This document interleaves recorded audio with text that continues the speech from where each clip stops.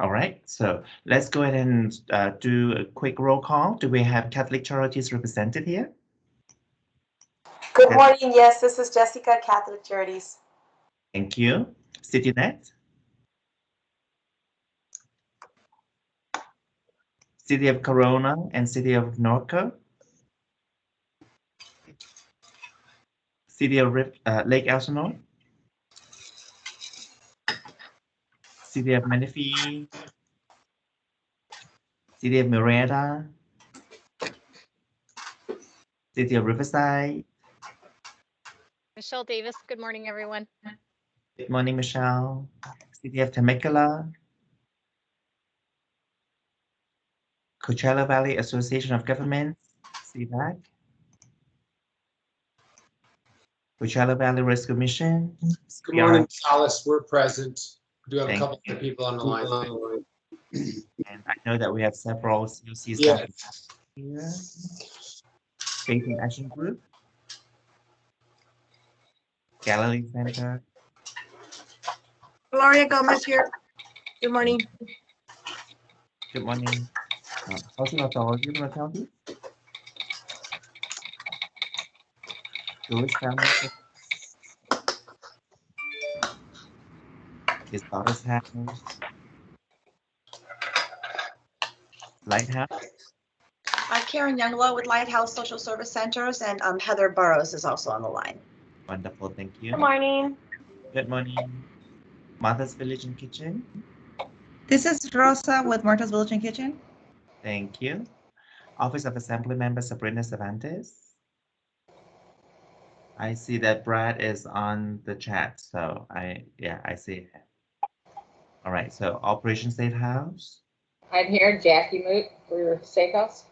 Thank you. Path of Life? Yes, good morning. It's Leonard, Path of Life. Yes. RUHS Public Health? I know that Barbara was on earlier. Good morning. I'm Hey, Natalia, this is Christopher from Behavioral Health. I was on mute. Okay, wonderful, thank you. And Social Work Action Group, SWAG? Step Up on Second?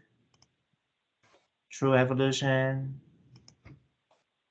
US Vets?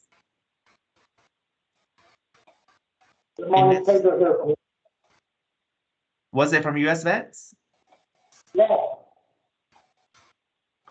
Okay. And Inlet SoCal United Way? Good morning, this is Shirley. Thank you.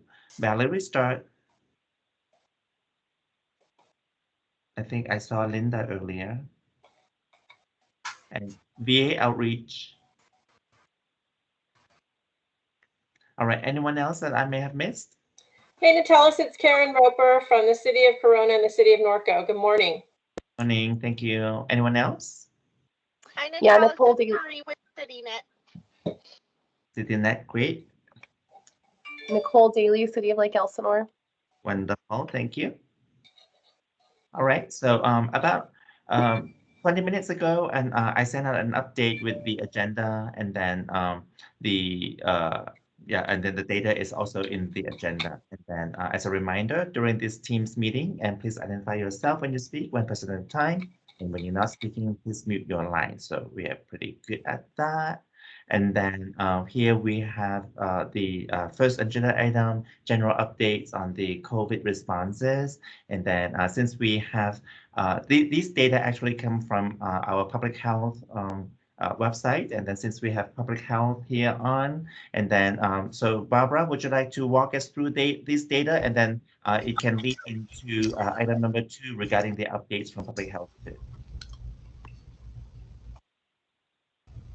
Well, these are our information that's posted on our website, and it looks at total number of tests, how many confirmed cases, how many people currently in the hospital. Unfortunately, of course, how many deaths. And I think people can see the numbers, so I wasn't going to read off all of the numbers. We do try and track how many individuals are considered recovered, meaning they're post of their COVID infection and doing well. I think it is important to note the comparison from one report to the next. We are continuing to see an increase in the number of positive cases, the number of people hospitalized, and we are monitoring that every day. So any questions on that? And you can find the updated ones on the website, and it does change. So important to, you know, if you want current information, to go to the website to get the latest number. Next, go ahead. Okay, and then here we have all these, a lot of the links here. Feel free to check them out and use these materials to do your like internal staff education, and then share it with the clients. And people may have questions surrounding this, especially the first one, studies on statistics, like how effective the vaccines are against Delta variant. Yeah, so. Right. And if I could just add, also on the website, it's not in the statistics there, we are now posting our number of variant COVID identified in the county. Currently, our predominant variant for Riverside County has still been the UK one, but the Delta, the Indian one, is increasing. So when you go to the website, that gets posted every Wednesday. But do note there's some disclaimers. It only represents the variants that are reported to us. It's not all inclusive, so there could be more and different kinds that we are not aware of, but it gives you a general sense of what's happening with variants. And of course, we're concerned because most tend to be more communicable, so more easily spread from one person to another. And sometimes indeed people are even more sick. So it's something to monitor. The managers, you might get questions from people about it. It is felt the vaccines are still effective with variant COVID, even though someone might still get reinfected. Usually they are not as sick, so they don't end up being in the hospital, or at least not requiring ICU care. So that's on variants. Oh, you found it. There you go. So that report was as of last Wednesday. And you'll notice WHO has names. So, you know, you can look at a number or the names. We're trying to put both. Again, please also look at the disclaimer notes, though, because it's not all inclusive. Any questions on that? All right. Thank you. All right. Thank you, Barbara. And then so we continue to do testing. I'm sorry, Natalis. I have a question for Barbara if she didn't leave. I'm here. So, Barbara, are you guys tracking the breakthroughs? So, on the Delta variants of the 65 that you were showing in those numbers, how many had been vaccinated? How many were unvaccinated? Is that being tracked also? We are tracking them separately because you can't always pair the person with the Delta with their vaccination status. Currently, the state is we're transitioning from calling them vaccine breakthrough cases to post-vaccination cases. And I actually don't have that in front of me, but I can get it. So we're looking at how many individuals who had a history of completing either the second 2-dose series of Moderna or Pfizer, or the 1-dose series for J&J. They have to be at least 14 days past the last shot. They also have to have a current positive COVID test and not have had one in the past 90 days. Anyway, that's the basic criteria. Okay. And we are tracking both symptomatic and asymptomatic. Maybe I can pull that up and come back and share the actual number. It's not yet tied to how many of the people, say with Delta, are breakthrough. Our goal is to pair those, but we get lots of reports.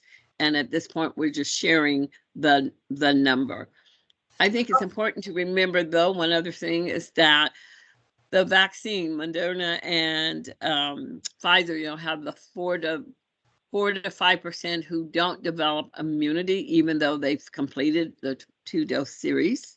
So we're trying to sort, is it truly that they are getting it despite being vaccinated, or maybe they never develop immunity in the first place. You'll see things in the media and the literature about they do believe that a lot of the cases and people who were fully vaccinated and now they're sick again, that it could be the variant. We can't be that specific with our data yet, but we are tracking it. Thank you very much, Barbara. You're welcome. So Barbara, this is Mark McGowan over at the Rescue Mission. So as far as our overnight shelter goes, it would be recommended to make sure that everybody's in masks, and we're, constantly sanitizing, checking fevers, as it was as serious in the beginning because of the new variants.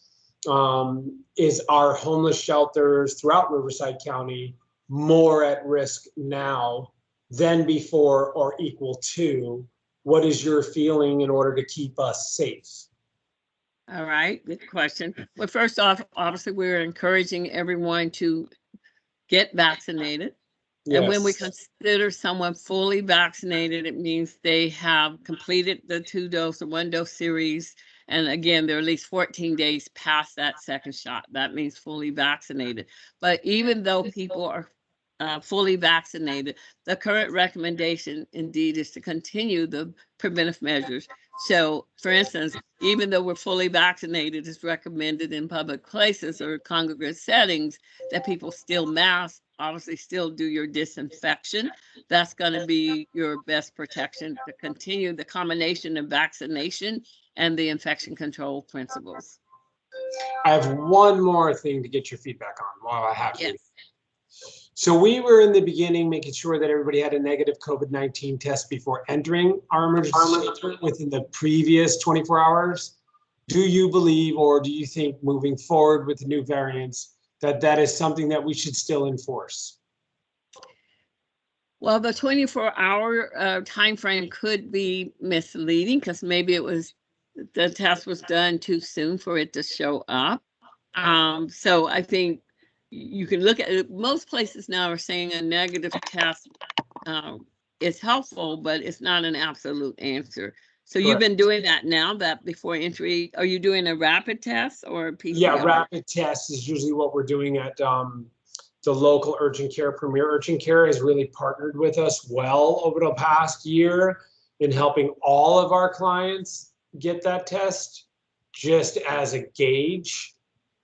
Well, what it does, it allows you to triage those who are test positive from those who are negative, as long as you keep in mind a negative test in and of itself doesn't rule it out. A positive test is very useful in terms of your planning, where you place people. So if your policy calls for your doing that, I think we could be supported for that position.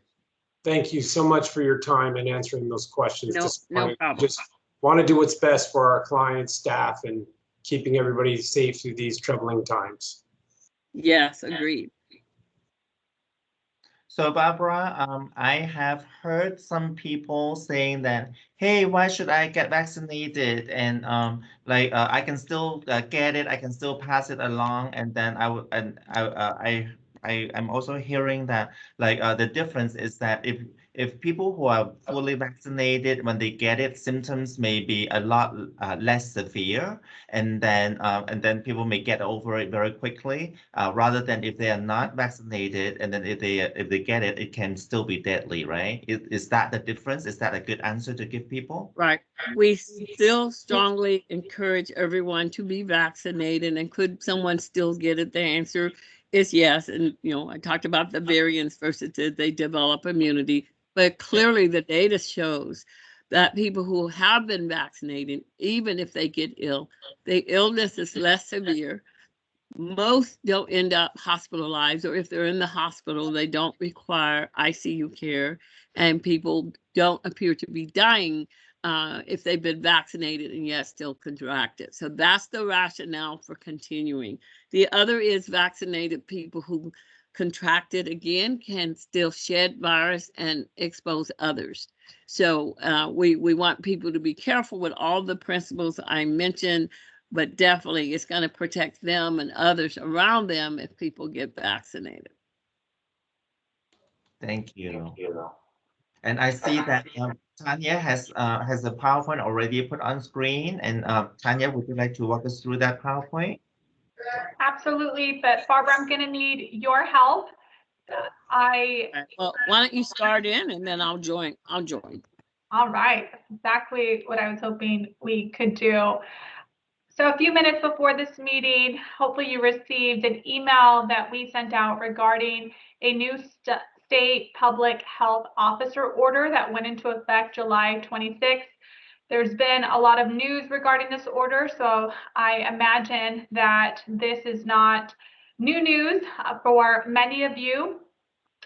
But in preparation for today, we have invited Barbara to speak on this order, as well as wanting to dedicate a few minutes at the end of this meeting to just share some of the strategies that your programs have already implemented to help protect staff, residents, and volunteers who are supporting your day-to-day operations. In the email, I did include a link to the public health order itself, as well as a PDF copy that you can download and share with other supervisors, managers, and lead staff that you have on your team. And we'll be happy to share this PowerPoint at the end of this presentation as well. So for now, we want to take advantage of having Barbara here who can help us interpret and best describe the order that again went to effect a few weeks ago. And we look forward to an open discussion with you on discussing some of the strategies that we know you're already implementing, but also using this time to brainstorm on others that can be implemented. So with that, Barbara, thanks again for joining us, and I'll go ahead and hand it off to you.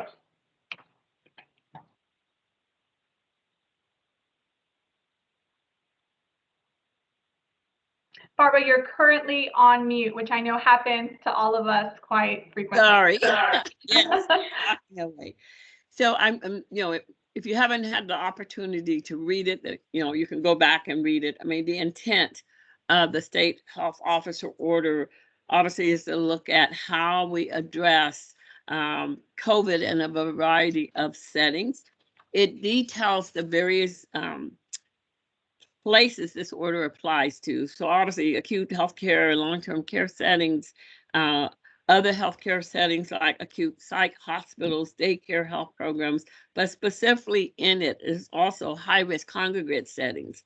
So homeless shelters is specifically listed, adult and senior care facilities, and then correctional facilities. So you are covered under this order because of being a homeless shelter. It walks through differences between fully vaccinated and unvaccinated individuals in terms of the various steps that are required.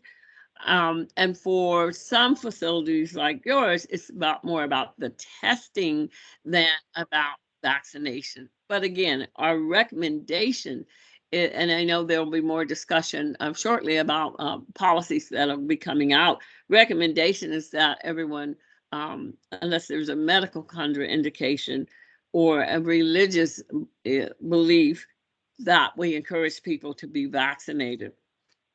So in this order, it talks about the specific testing requirements. So it focuses on asymptomatic, meaning they have no symptoms, unvaccinated people, and the frequency at which they are required to test.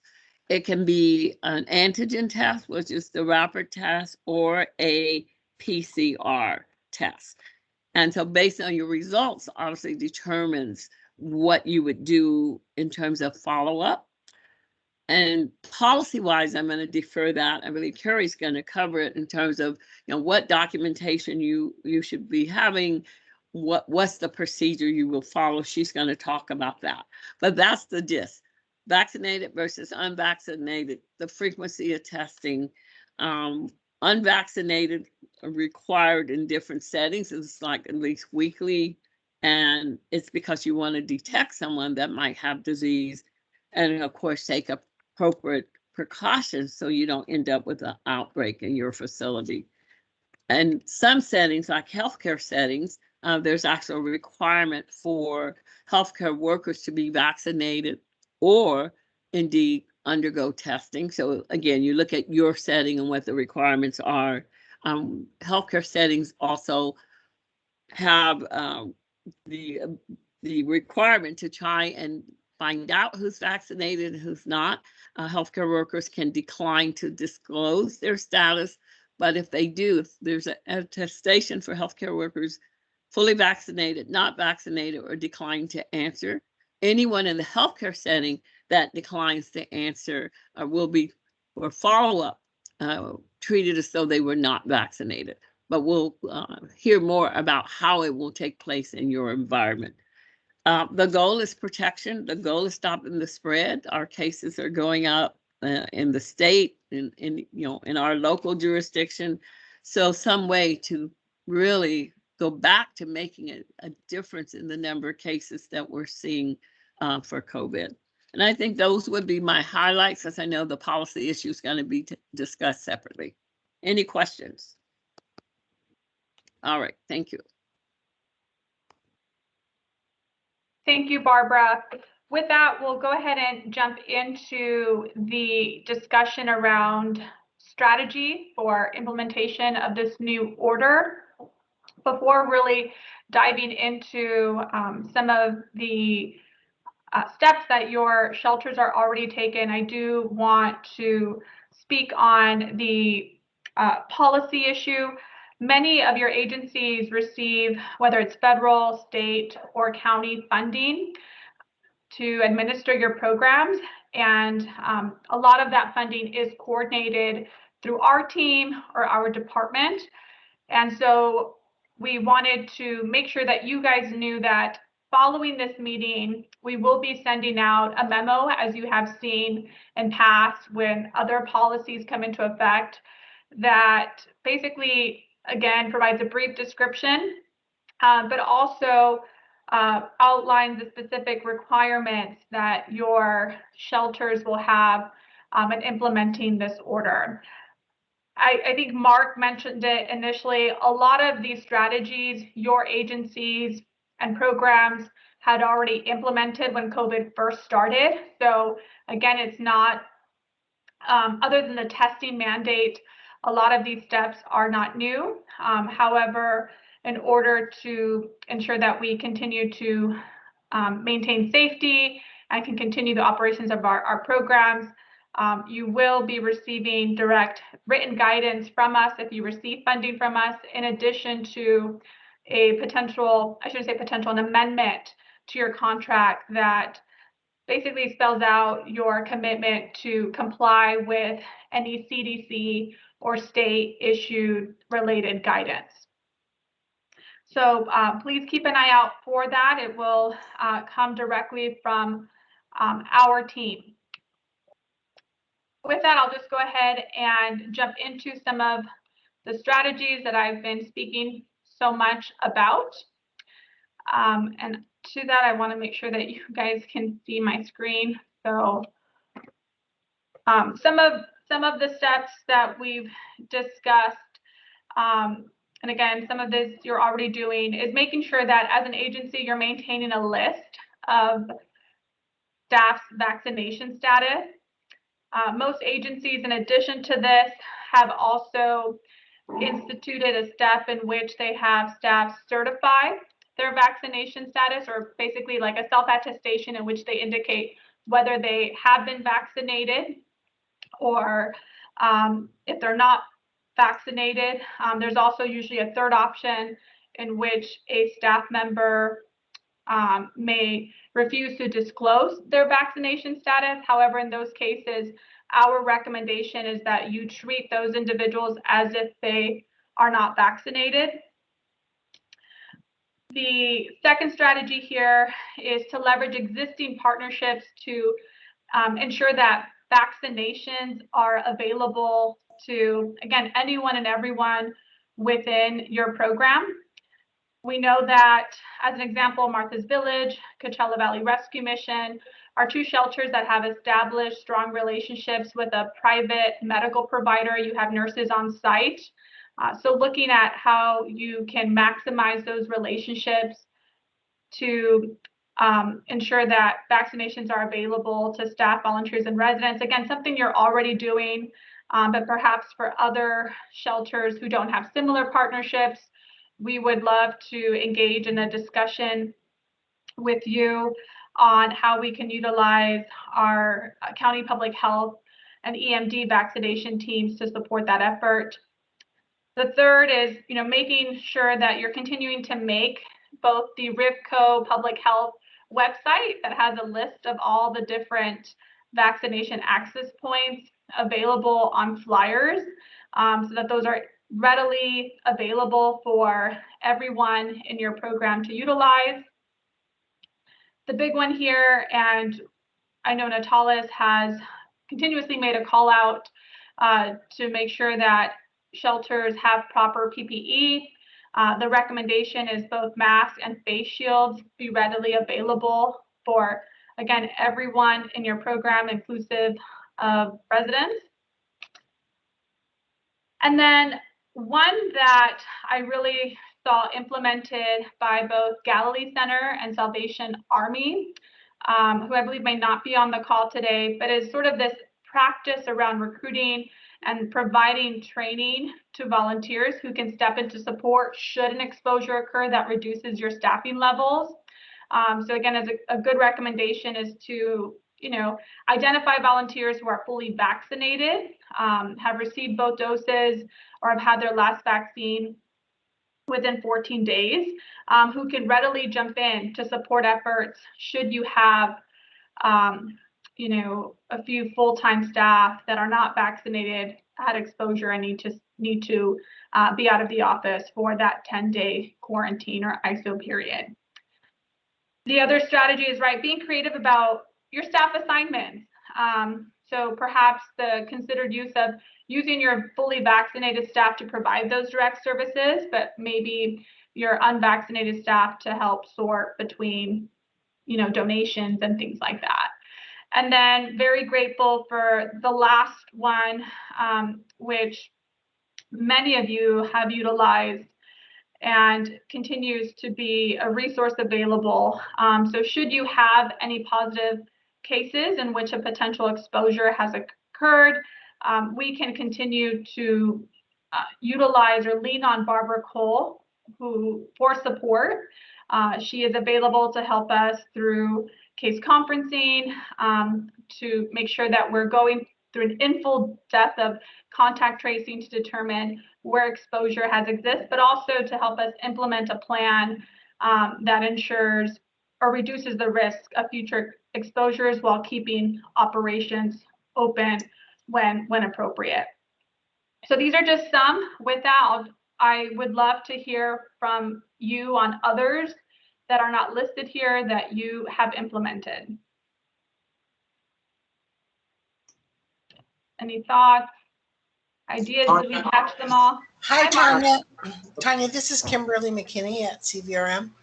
So we've been pretty safe, all the way through COVID. Mark has done a great job in the shelter of having people tested. We used hotel rooms if they were positive. Before they could come back, they had to quarantine and make sure that they were safe and test again. And then, so we've been pretty good. Our homeless population, we found 270 people they were not carriers. And I don't see any of that data being brought up. It's because of the policies that you all started and we implemented.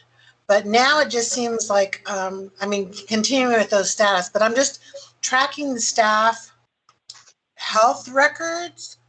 I just feel personally uncomfortable with that. Having a human resource person have my personal data, I really think that's none of anybody's business. I understand the need to know whether you're vaccinated or not, but how is our personal safety being handled under this main mandate? Can you address that, Tanya? So there's definitely not a mandate that, and Barbara, please correct me if I'm wrong here, that again requires vaccinations. And I think the practice that we're recommending is a self-attestation, so in which, right, we're not asking for copies of vaccination records, but instead sort of a certified statement in which an individual would disclose if they've been vaccinated. But to your point, Kimberly, there is the option, right? The third option of someone can refuse to report if they've been vaccinated. And that's completely fine. So staff members would be able to indicate that. I think our general recommendation for shelters is just, have that list readily available, because when you do have an exposure, it just makes mitigation planning and this contingency planning a lot easier to determine like who's been exposed, as an example. So Tanya, that was a brilliant explanation. Nobody has explained it that way. And so you can see where the personal rights thing comes into, that I'm talking about. But the way you're saying, having that list so that you can mitigate the outbreak, that makes total sense. So thank you. Tanya, can I make a suggestion? Sure. So one of the other things we did that could be helpful for other agencies is that we have temperature readers on the inside of every door of entry. Not every door of your facility, but the main points where most clients come and go, volunteers come and go, they just turn to the right and there's a fever scanner right there. So that's been helpful because it could give us like an early symptom. So let's say they have a high temperature, it'll beep, beep, beep, beep, beep. And then we know, let's just get them over to urgent care and let's just go through the proper protocols and let's just get in front of it, whether it's staff, volunteer, client, whatever it may be. If it's staff, of course, it goes over to HR. That's been helpful for us. Also requiring everybody still to wear masks. I mean, we really haven't, here at the mission, we didn't kind of look the other way. We just figured, well, we're still in the middle, let's have a lot of PPEs on deck and let's just all still wear masks just to make sure that the clients are safe. So if that's helpful.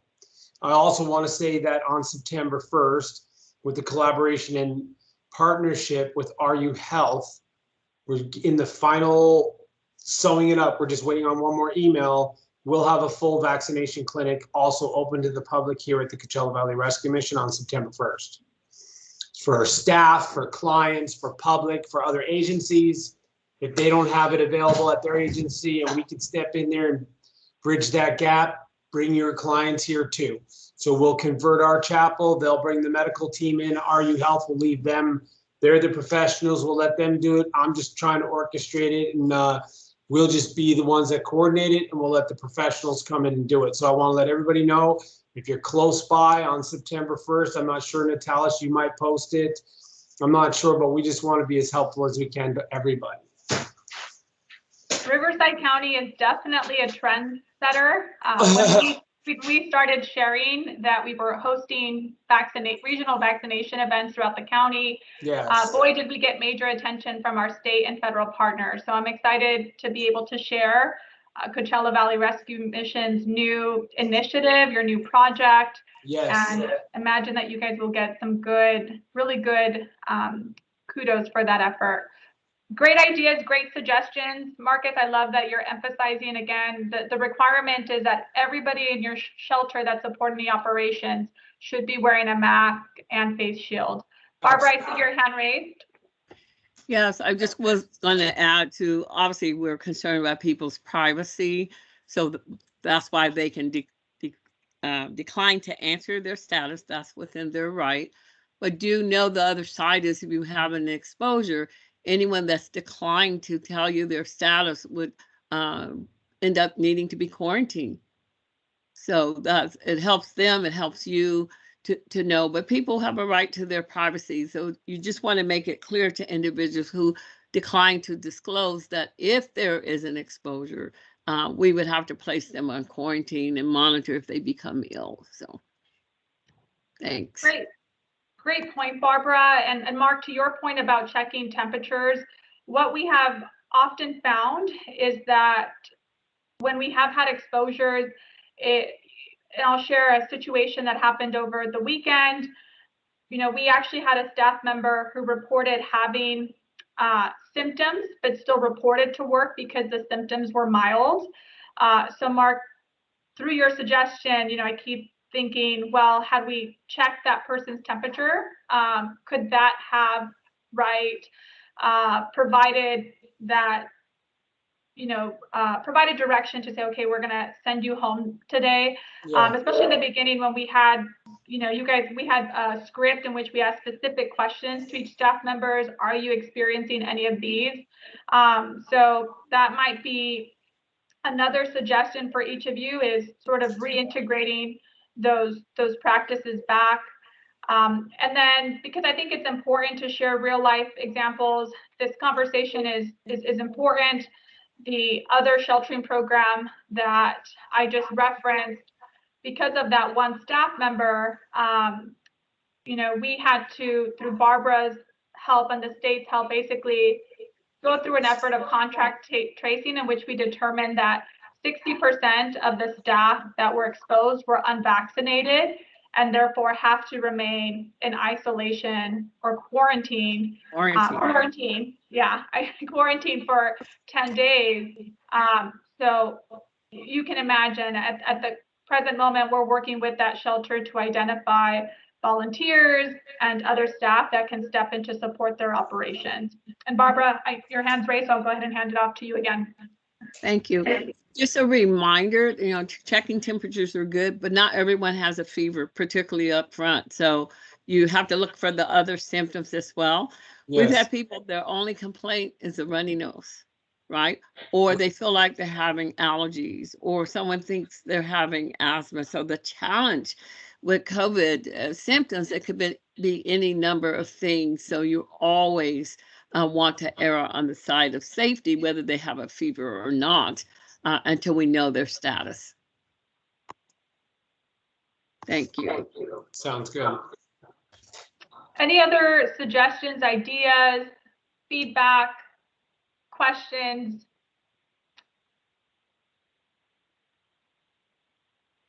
All right, I'm looking. Oh, hi. Oh, I'm sorry. It's Kimberly again. I just have a question. When reading this mandate, it talked about the effectiveness of vaccines for people that might have cancer. And I tried to find it again before the meeting so I could talk about that. But Barbara, can you address the fact of what ailments people have that shouldn't be vaccinated? That's something that's not in this mandate. Yeah. And, you know, there are certain things that this vaccine could damage. So can you address that, Barbara? Well, the first question in the mandate we're talking about immunocompromising conditions. So some conditions suppress the immune system, which could result in the vaccine being less effective. And therefore, you're hearing this discussion around, do people need a booster or not? Is saying possibly, none are recommended at this time. Let me stress that. But it's possible people who have immunocompromising situations or conditions may later need a booster. In terms of contraindications to the vaccine, since this is not a live virus vaccine, anyone that has concerns that they might be allergic to a component of the vaccine, those are the types of questions they need to ask their healthcare provider, because it's going to be specific for them. Some vaccines, let's think of a measles vaccine, it's a live virus. So you want to be very careful if someone's immune system is severely compromised to not give it to them. For COVID vaccine, because of the type of vaccine it is, people with immunocompromising situations are recommended to get it. So I would advise people to consult their healthcare provider for their individual specific condition, because it may vary. Did that answer your question? Yes, thank you, Barbara. I just didn't read it well enough. Thank you.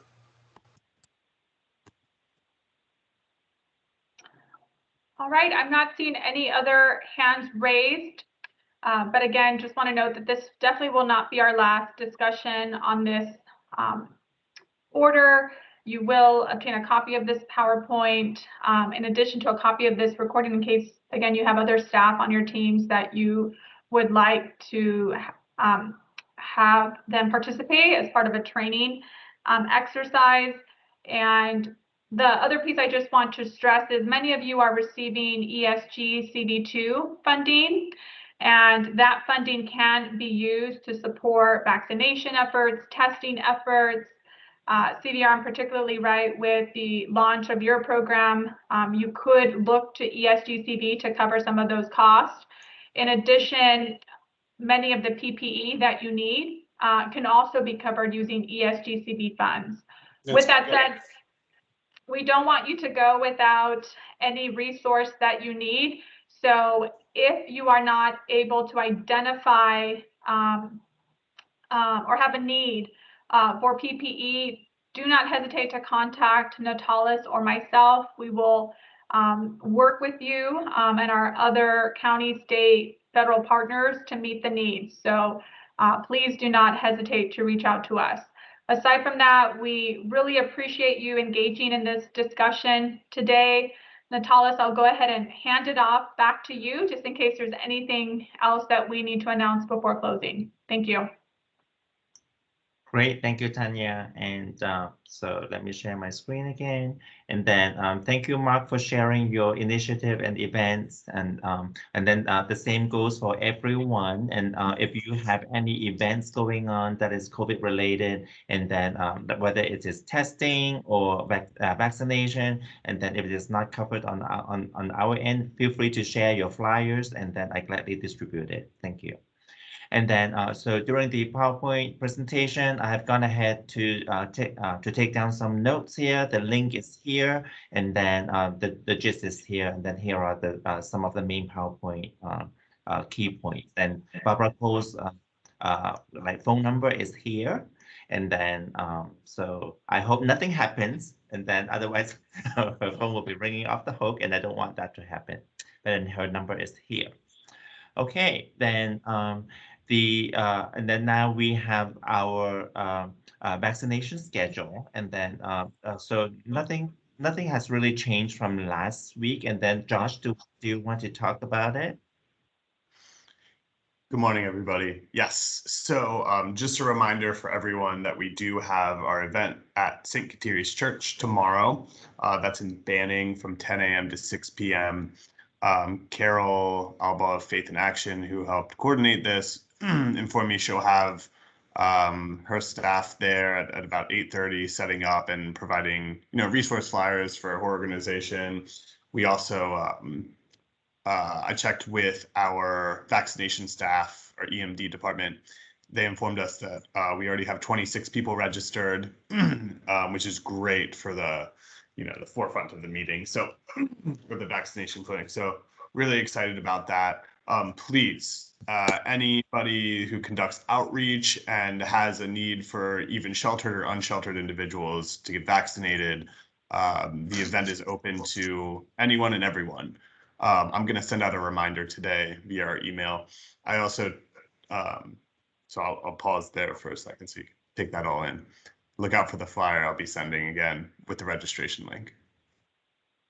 I also spoke with vaccine clinic staff, and we're moving forward with getting more information and planning more events. Right now, because it's in such high demand, their calendar is booked out until mid-September. However, there are sometimes cancellations with existing clinics, and so we have some tentative dates that we might have in August, including one for the Riverside Access Center. So I don't want to put out any information right now just because it's very tentative, but as that develops, we'll be sending out updates. And that's all I have for today. All right, thank you, Josh. And just also a reminder, this kind of arrangement, this schedule is in addition to what is available throughout the county. So, and then, so these are not the only chances. And then, so feel free to check out our public health website, and then get tested, get vaccination, and then a lot more opportunities there too. And then that would be more for the general public. And Any questions regarding vaccination schedule? Hey, Natalis, can I add one more thing? I'm working on getting a calendar for existing events. And as we saw with events in Hemet, it might be easier to have outreach groups bring individuals to existing events since the calendar's already full. So I'm working on getting some details for that, and I'll share that with the group. Yeah, that would be great. Yeah, and then I think this would be this would be a good space to include those two. Yeah. All right. So and then shelter occupancy, and then of course numbers keep changing all the time. And then currently we are showing that Martha's Village is full and Path of Life family shelter is full. Other than that, every vacancies like in all the shelters. And Mark, you have a hand up. Yeah, so as of this morning, we reached our capacity at 260, Natalis. I will send an update as soon as possible. But what we're going to do is we're going to expand up to 275 on our capacity. So we'll still have available beds of 15. So we do have 260. We'll increase our capacity to 275 so that we can still have 15 more beds to help out and bring in more people instead of just not being able to help anybody else. So I just want to give that quick update. Thank you. Wonderful. Thank you. We really appreciate it. And I'm sure that making those 15 available was not an easy task. It was not easy, but I want to help. So thank God, for all of us working together as a team and the leaders here at the mission and the leadership of Darla, and we were able to make some more room to serve more people. So thank you. Thank you. All right. Any questions or further updates regarding this, whether it is open or closed? And then, yeah, not so much about the numbers, it's about the status. Okay. And then, so project room key numbers, like I have not been able to get, I'm sorry. Yeah, the project room key numbers are here. Highlighted ones are updated, and then feel free to check your areas. And then the exit numbers are the ones that are still from last week, and then I have not been able to receive this week. And then when I get it, and then hopefully we will get updated numbers next time. But then typically project room key and the 100-day challenge senior numbers, they have not been changing a lot. There haven't been a lot of movements there. So. And then, hopefully we will get you updated numbers next week. And then no change on the trailer information. And then I know that we are like over time, and then let's do it real quick. And then City of Corona, do you have any updates? Just the information, I sent you an email just to make it easy for you. Hello, everybody. Happy Monday. Not much different from last week. We have one availability in the City of Corona for our motel program. So 19 rooms are occupied. And then 3 rooms available in the City of Norco. And that's all I have. Wonderful. Thank you. And then, yeah, I see your email and you see the notes right here, and make it so much easier for me and everyone to see too. Thank you. Perfect. Thank you so much, everybody. Thank you. And City of Lake Elsinore, any updates from you? Hi, everybody. I don't have any significant updates. I was off last week, so I haven't connected with our team, but I do know we have 9 individuals at the anchor currently. And we are currently working on a project home key CDBG set aside grant for additional in-room improvements on the property, which we're submitting by the end of the month. Otherwise, I'm not aware of any outbreaks. We've been pretty good in terms of the COVID stuff over there, but we're not congregant, so it's a little bit better that way. Thank you. City of Riverside. Just one update, our pallet shelters. We do have one available pallet shelter for a male and one for a female. Those are the only updates I have today because I was also on vacation last week. So we'll be meeting with my team later today. Thanks. Thank you. CVRM, any further updates? No, I think we pretty much topped everything off. And we'll keep everybody posted on September 1. Thank you for all your support and everything you go do. Thank you, Tanya. Thank you for helping us. And Natalis, thank you for always helping us. Thank you. Have a great week, everybody. All right, thank you. And Lighthouse, do we have Lighthouse here? Good morning, Natalis. Heather here. Hi, So, Heather. hi, Natalis. Our grant and per diem program doesn't have much change. We still have 10 enrolled with 2 open beds and 1 pending admit. I am pleased to announce through the partnership of Loma Linda VA, actually this week, we're starting to get our veterans over to the VA to be tested for COVID every week, the non-vaccinated ones, because we are seeing a larger number of veterans who are declining vaccination. So we're doing our education. Thank God you guys send the links and stuff so we can provide answers to their questions and getting them tested before admit, sanitizing, masks, all the 9. So we do appreciate your guys' partnership. Great, thank you. I'm glad the links help you. And I'm sorry, you mentioned that you have 10 enrolled and how many vacancies? I have 2 vacancies, but 1 pending admit. And when I say pending admits, that's because we're waiting for COVID tests to clear. So. Okay. All right. Martha's Village. Hello, we are fully enrolled on the single site. However, we do have family rooms available. We are doing on-site testing, rapid testing before entry. So if somebody were to come out positive, we have the ability to quarantine them in their own units.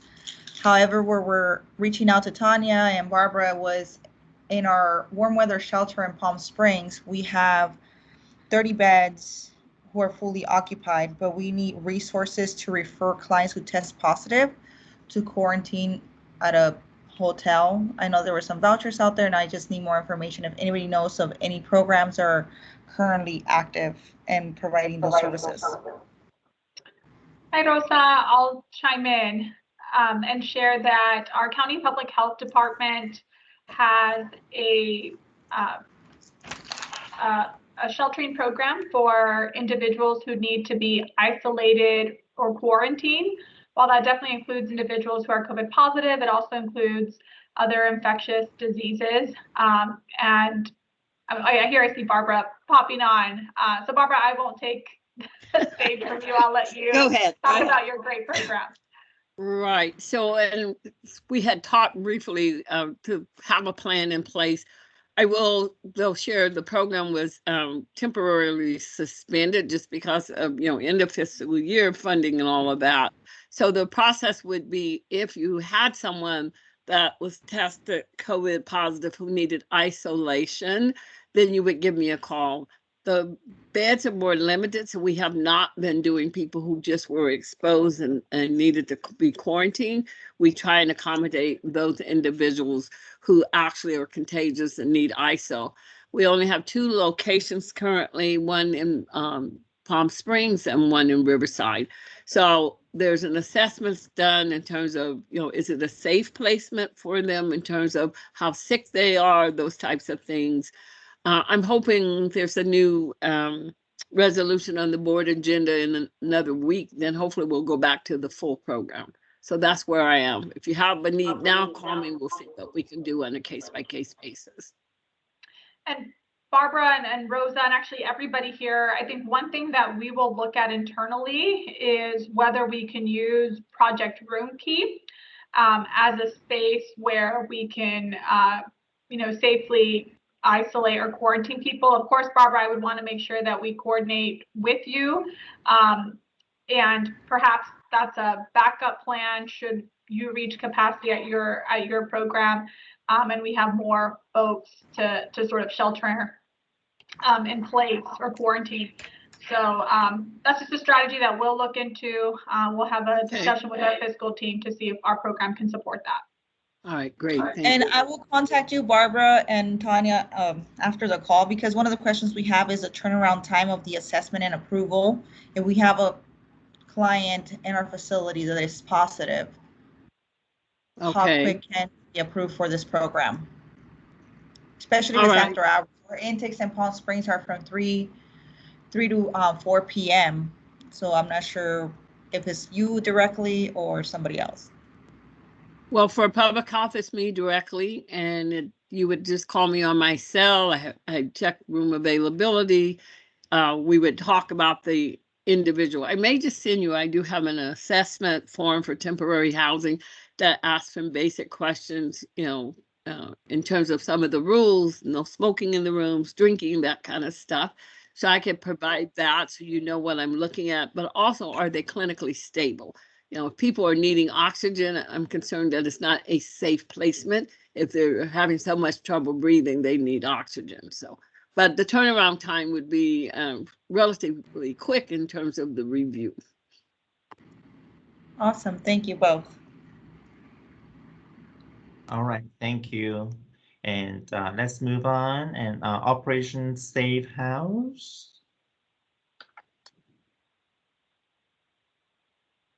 Anyone from Operation Safe House? Hello, it's Rainbow. How's it going?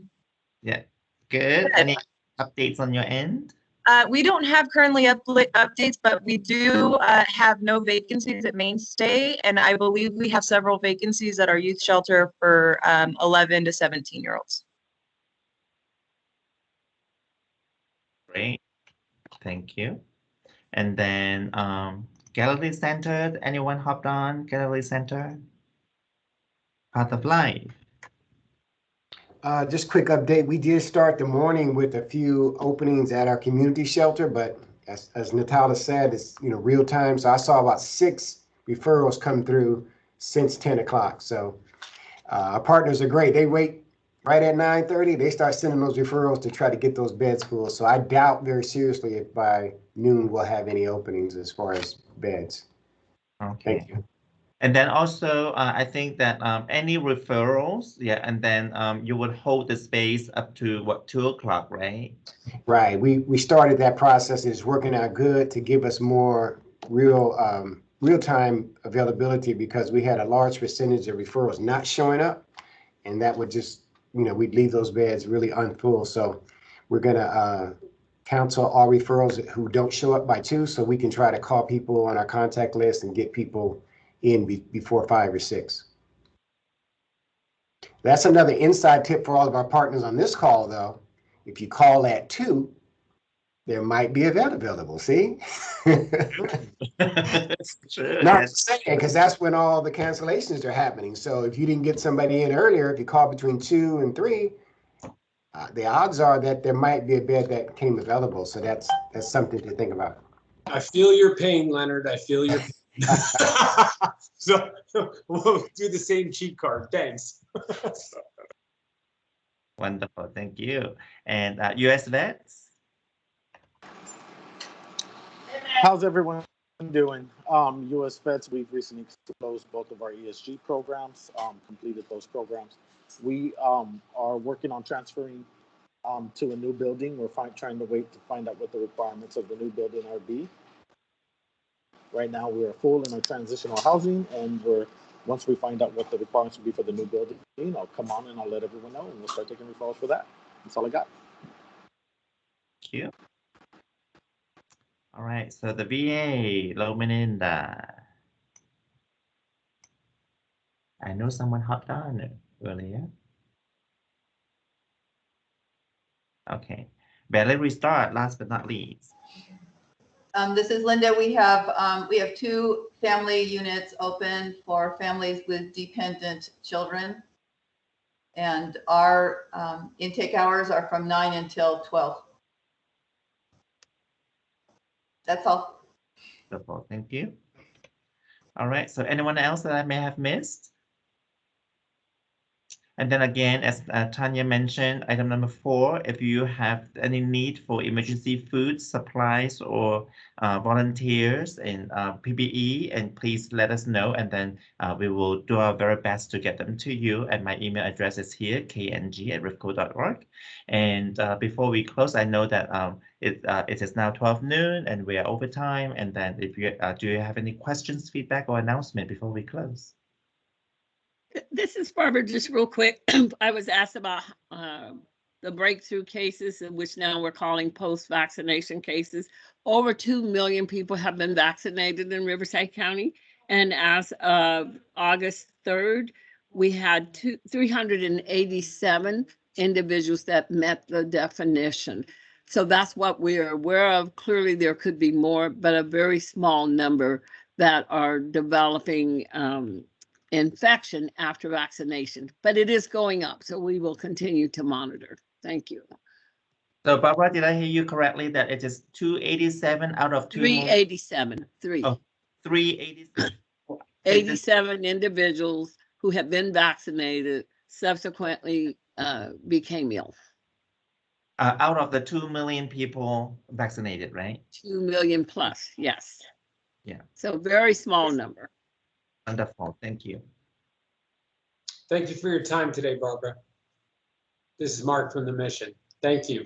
You're very welcome. And thank all of you for all that you do. It's appreciated. You're welcome. Thank you. And if nothing else, we can close and then we connect next week. Thank you.